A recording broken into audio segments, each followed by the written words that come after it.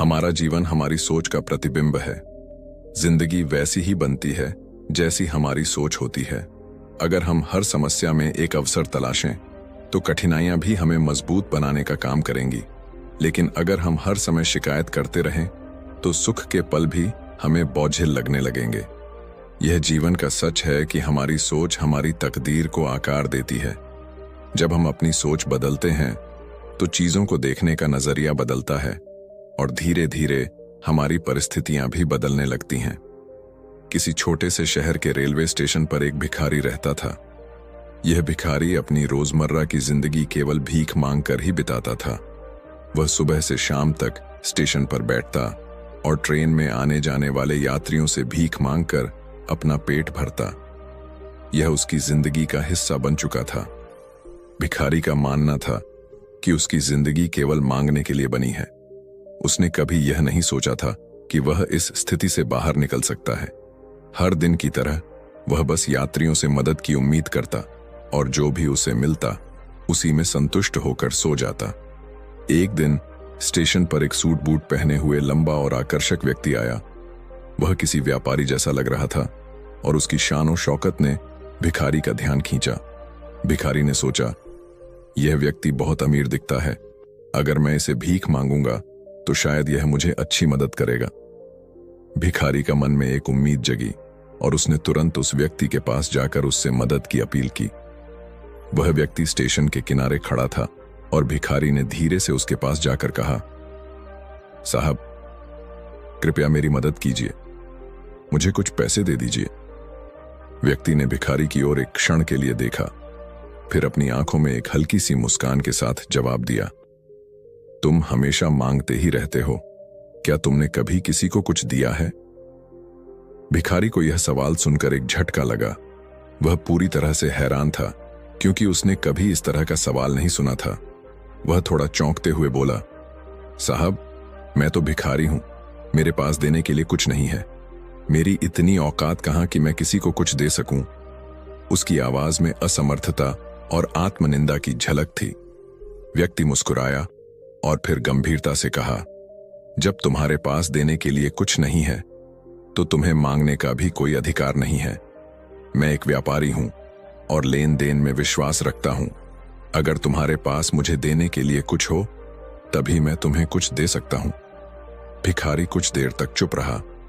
वह व्यक्ति के शब्दों में गहरी सच्चाई महसूस कर रहा था, लेकिन वह इस बात से अनजान था कि यह क्षण उसके जीवन को पूरी तरह से बदलने वाला है। वह व्यक्ति बिना कुछ और कहे ट्रेन में चढ़ गया और धीरे धीरे ट्रेन स्टेशन से रवाना हो गई। भिखारी को उस व्यक्ति की बात गहराई तक छू गई। वह सोचने लगा, क्या सच में मैं हमेशा मांगता ही रहता हूं और कभी किसी को कुछ नहीं देता? शायद यही कारण है कि मुझे भीख में ज्यादा पैसा नहीं मिलता, लेकिन मैं दूसरों को क्या दे सकता हूं? मैं तो खुद एक भिखारी हूं। उस रात वह चैन से सो नहीं पाया। व्यक्ति की कही बातें बार बार उसके दिमाग में घूम रही थीं। उसे लग रहा था कि उसकी जिंदगी में बदलाव की जरूरत है, लेकिन वह समझ नहीं पा रहा था कि बदलाव कैसे लाए। अगले दिन भिखारी स्टेशन के पास बैठा हुआ था। उसकी नजर स्टेशन के पास लगे कुछ छोटे पौधों पर पड़ी, जिनमें सुंदर सुंदर रंग बिरंगे फूल खिले हुए थे। ये फूल बहुत ही आकर्षक थे और उनकी खुशबू से वातावरण में ताजगी महसूस हो रही थी। भिखारी ने देखा कि लोग इन फूलों को नजरअंदाज करते हुए जल्दी जल्दी स्टेशन से निकल रहे थे। वह सोचने लगा, क्या मैं इन फूलों का इस्तेमाल कर सकता हूं? क्यों ना मैं लोगों को भीख के बदले कुछ फूल दे दिया करूं? यह विचार उसके मन में एक हलचल के रूप में आया। उसने सोचा कि अगर वह फूलों के साथ अपनी मदद का प्रस्ताव रखे तो शायद उसकी स्थिति थोड़ी सी बदल सकती है। उस विचार ने उसे बहुत आकर्षित किया। वह तुरंत खड़ा हुआ और कुछ फूल तोड़े जो उसे अपने पास रखने के लिए अच्छे लगे। अब उसे लगने लगा था कि अगर वह कुछ देने की कोशिश करेगा तो वह न केवल अपनी स्थिति को बदल सकेगा, बल्कि दूसरे लोगों को भी यह संदेश दे सकेगा कि बिना कुछ दिए किसी से कुछ मांगना सही नहीं है। उस दिन जब वह अपनी रोज की तरह भीख मांगने गया तो उसने कुछ नया किया। जब भी कोई व्यक्ति उसे पैसे देता, वह बदले में उन्हें एक सुंदर फूल दे देता। यह देखकर लोग थोड़े चौंके, लेकिन फिर उन्हें यह आइडिया बहुत अच्छा लगा। यात्रियों को यह बात बहुत अच्छी लगी। उन्हें लगा कि भिखारी सिर्फ मांग नहीं रहा है, बल्कि बदले में कुछ दे भी रहा है। धीरे धीरे भिखारी ने महसूस किया कि अब उसे ज्यादा लोग भीख देने लगे हैं। फूलों के बदले में लोग खुशी खुशी उसे पैसे देने लगे। लेकिन एक बात उसने और समझी, जब उसके पास फूल खत्म हो जाते थे तो लोग उसे ज्यादा पैसे नहीं देते थे। अब भिखारी ने एक नियम बना लिया। वह रोज सुबह उठकर स्टेशन के पास के पौधों से फूल तोड़ता और उन्हें यात्रियों में बांटता। कुछ दिनों में उसकी यह आदत लोगों के बीच मशहूर हो गई। स्टेशन पर आने वाले लोग उसे पहचानने लगे और उससे फूल लेकर पैसे देना पसंद करने लगे। एक दिन भिखारी ने देखा कि वही लंबा व्यक्ति फिर से स्टेशन पर आया है। वह व्यक्ति अब पहले से ज्यादा आत्मविश्वास से भरपूर लग रहा था और भिखारी ने उसे पहचान लिया। भिखारी को यह मौका मिलने का एहसास हुआ कि वह अब पहले जैसा नहीं है और उसने सोचा कि वह इस बार कुछ नया करेगा। भिखारी तुरंत उसके पास गया और बोला, साहब, आज मेरे पास आपको देने के लिए कुछ फूल हैं। आप मुझे भीख दीजिए और बदले में मैं आपको ये फूल दूंगा। भिखारी की यह बात सुनकर लंबा व्यक्ति मुस्कुराया और फिर उससे कुछ पैसे दिए। बदले में भिखारी ने उसे फूल दिए और एक हल्की सी मुस्कान के साथ बोला, आपके शब्दों ने मुझे यह रास्ता दिखाया है। लंबा व्यक्ति फिर मुस्कुराते हुए बोला, क्या बात है, आज तुम भी मेरी तरह एक व्यापारी बन गए हो। यह सुनकर भिखारी बहुत खुश हुआ। उसे पहली बार अपने जीवन में एक नई पहचान का एहसास हुआ। लंबे व्यक्ति की बातों ने फिर से भिखारी के दिल में गहरी छाप छोड़ी। उसने सोचा, मैं वाकई में एक व्यापारी हूं। मैं अब सिर्फ मांगने वाला भिखारी नहीं हूं। मैं भी कुछ दे सकता हूं और अमीर बन सकता हूं। उसने उत्साहित होकर आसमान की तरफ देखा और जोर से कहा, मैं भिखारी नहीं हूं, मैं एक व्यापारी हूं।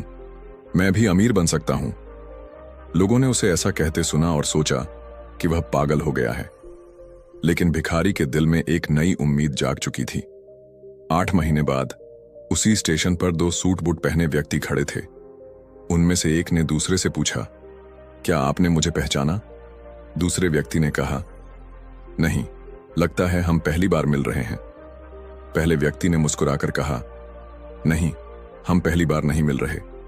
मैं वही भिखारी हूं जिसे आपने 6 महीने पहले सिखाया था कि कुछ पाने के लिए कुछ देना जरूरी है। दूसरा व्यक्ति हैरान रह गया और बोला, तुम वही भिखारी हो, लेकिन अब तुम सूट बूट में क्या कर रहे हो? पहला व्यक्ति मुस्कुराते हुए बोला, मैं अब फूलों का बड़ा व्यापारी बन चुका हूं। मैंने फूलों के व्यापार से अपनी जिंदगी बदल ली है। भिखारी ने बताया कि उसने फूलों के बदले पैसे इकट्ठे किए और उन पैसों से ज्यादा फूल खरीदे। धीरे धीरे उसने फूलों का व्यापार शुरू किया। अब वह केवल स्टेशन पर ही नहीं, बल्कि शहर के कई इलाकों में फूल बेचता है। वह बोला, आपने मुझे सिखाया कि जीवन में कुछ पाने के लिए हमें कुछ देना होता है। मैंने इस नियम को अपनाया और सफलता पाई। वोट, सोच का महत्व, अपनी सोच को बड़ा और सकारात्मक बनाएं। 2. लेन देन का नियम, जीवन में कुछ पाने के लिए कुछ देना जरूरी है। 3. आत्मविश्वास, खुद पर विश्वास करें और अपनी क्षमताओं को पहचानें। 4.